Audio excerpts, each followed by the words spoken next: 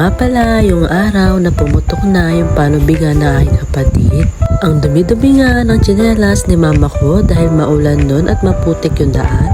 Buti nga rin dala ng aking asawa yung sasakyan namin. Dito nga rin po siya manganganak sa RMC, Rosario Medical Center. Dadalhin po muna siya sa may operating room, i-examine po siya. At 1cm pangalang din po siya.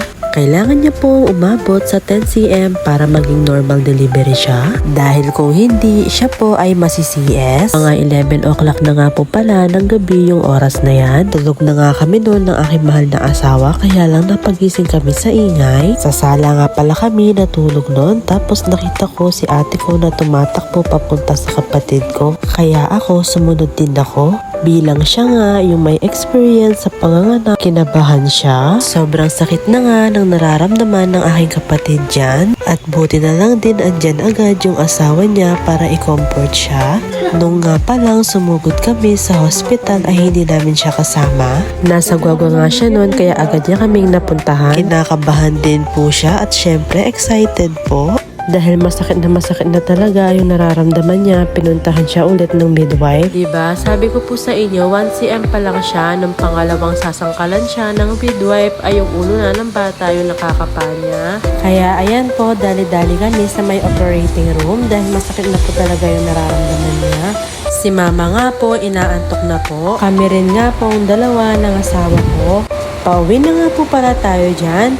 Mga 4 AM na nga nung makarating po kami sa bahay. Buti na lang po yung ulan di gaanong malakas. Babalik na lang din po kami mamaya kapag susunduin na po siya. Sana po ay walang maging problema sa kanya at sa baby. Para naman po agad po silang makauwi at hindi gaanong malaki yung gagastusin nila.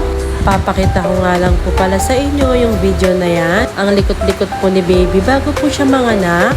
Ngayon pala, ayun na rin po siguro yung sign na gusto niya na pong lumabas. Thank you po Lord kasi po safe po yung delivery na aking kapatid. Noong time nga po na masakit na po yung pakiramdam niya ay hindi na ako nakapag-video. Dahil nakita ko si mama noon ay umiiyak na.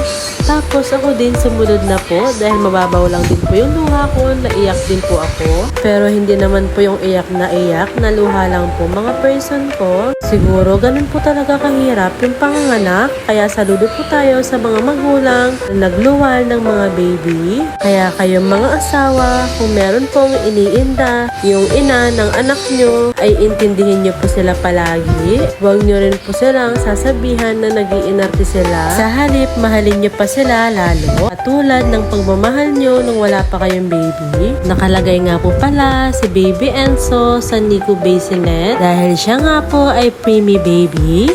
36 weeks and 4 days pa nga lang siya ay lumabas na. Pero 3 days na nga lang po ay magpo-full term na rin siya. Kaya nilagay po siya dun sa NICU Bassinet. Di pa nga pala namin nakikita si baby ng personal. Sinend lang yon ng aking kapatid sa GC namin. Fast forward po mga person ko. Nag-chat na nga po yung aking kapatid, nagpapasundo na po siya. Kaya ayan po, pinuntahan na po namin siya dito sa hospital. Ayan na nga po si Baby Enzo nila. And finally, nakita na po namin siya ng personal. Another cutie baby boy na naman po sa family. Nauna na nga po pala kami lumabas sa kanila. At ayan nga po, nagkukulitan yung dalawang magtito. Nakapag-settle na nga po pala tayo ng payment nila. Kaya ayan po, nagbibiyahe na po tayo. Uuwi na rin po tayo sa wakas. Nakita na nga po pala ni Austin yung baby at hinahawakan niya nga po. O siya mga person ko, hanggang dito na lang po for today's vlog. See you for my next one.